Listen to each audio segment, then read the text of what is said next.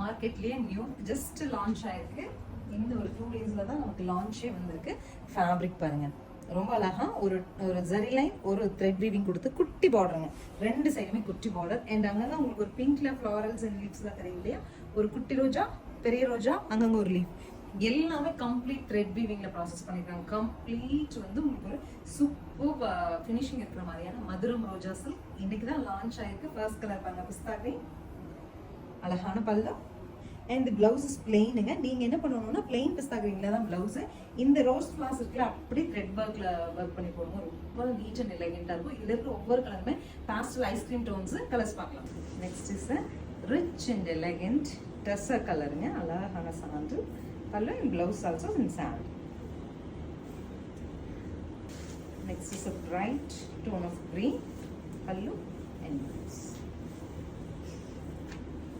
Next is a light lemon yellow shade, pallu and blouse toned.